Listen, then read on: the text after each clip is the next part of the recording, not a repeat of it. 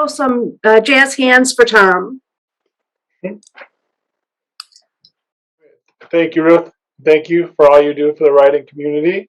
I also want to thank everyone for joining this Zoom tonight. Especially want to thank Dasha Hamilton and my parents for attending. There are many people I'd like to thank for this opportunity, but since I dislike watching people thank other people I don't know, I'm not going to do that to you guys.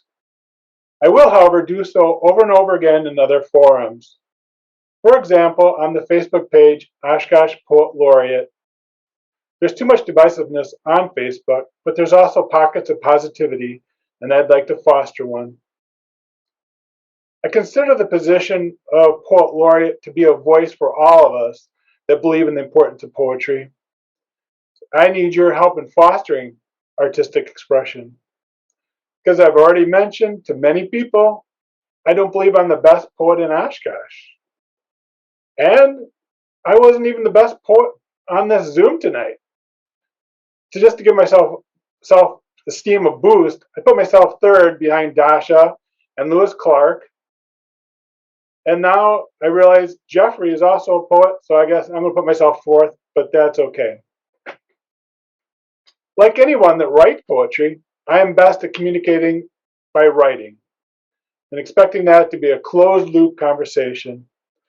I have something to say, I write it down, you read it, close the loop. But speaking publicly, like now and at open mics, is a true dialogue. And so I'm inviting you to and asking you to help me by joining in the conversation on social media. And by absolutely inviting me to your organization to speak or to put on a workshop. By sharing and creating poetry, we can foster common ground between people with different views. Now, I promise to be a great fit for the job of Poet Laureate, yet I'm still working out on how to create a warm, inviting community. Full disclosure, I once put together a collection of poems I called The Poems of the Pessimist. I am, however, optimistic about people writing poetry and then finding an audience for it. Okay? Well, speaking of an audience, I do not like to be long-winded. However, as long as I have you here, I want to explain my belief that we can make the world a better place through poetry. I remember riding with my parents to go to my cousin's funeral. My mom sat in the back and she wrote a poem about Robbie. She had these strong emotions about his death that comes from a strong love for her family. She wanted to convey those feelings about the loss. Because poems are beautiful, she was able to share her feelings in a beautiful way while letting my aunt and uncle know they were not alone in their grief. Writing and reading and getting poetry from somebody brings us together. Right now we are in a difficult time and we wonder how we're going to move forward. I believe we do that by writing poetry. We know through science that when we are stressed out, we think bad things and we make bad choices. In a bad situation, we may be only able to access anger. However, I believe that writing a poem, all right, anything, but as Poet Laureate, I have to focus on poetry. Writing that helps a person process through what they're going through. It's cathartic. You get the emotional release of expressing yourself, while also allowing you to choose what and when to share what is on your mind. It also helps you to look at different things on your mind in a different way by accessing a different part of the brain. I have actually discovered solutions to my problems through writing. And I also believe, and come to believe through the Poet Laureate, being a Poet Laureate, that going back and then shaping your poem, your pain becomes clay. And as you shape it into something beautiful, you take away its power. Now, the poem you write does not have to be about problems.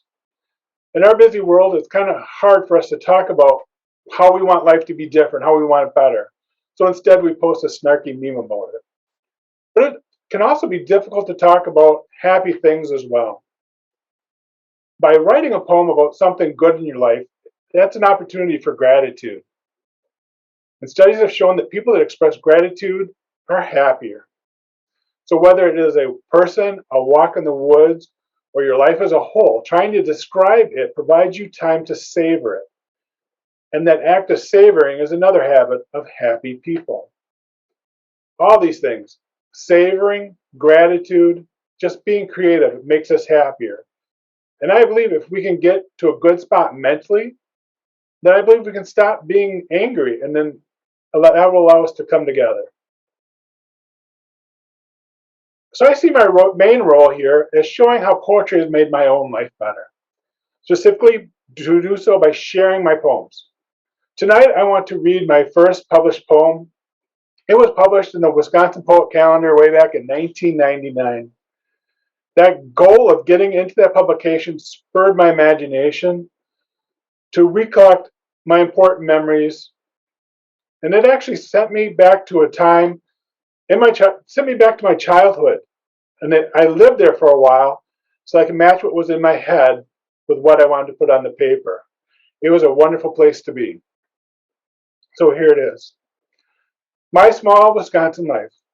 You have forgotten dusty roads, dogs flop down under the pine tree, cats loitering on the milkhouse step, dad out plowing, mom simmering supper before second shift. After school chores, throwing hay from the mow, busting bales open in the manger, scraping the floor, then enduring the cold crunch of lime as you showered the cement. Dad opening the door to let Donna, Lulabelle, Becky, and the rest rush in with steamy breaths. Too often you neglected Dad's stories as he put on his hand on a cow's back, and shoop, shoop, shoop, shoop, he had a milker on. Standing in the doorway with him, watching the evening sky, zigzagging 3 milkers across the aisle as the cows stared at the walls and waited their turn. WGN fading out on the AM radio. Too faded are the memories, so different was your life. Driving tractor, watching the ground roll by and daydreaming. Haying season, the baler, a 3-piece band setting the beat, loading the creaking wagon boat as it navigated the alfalfa sea. Returning atop the rustling cargo of bales. Your kids will never have a small Wisconsin life. Run through a cornfield, race a bike down a worn cow path, then explore a cow-trampled woods. Feed a newborn calf, build a hay fort, run on sun-cured hayfields, having dad always a walk away. Thank you for coming tonight, and thank you for making poetry a priority.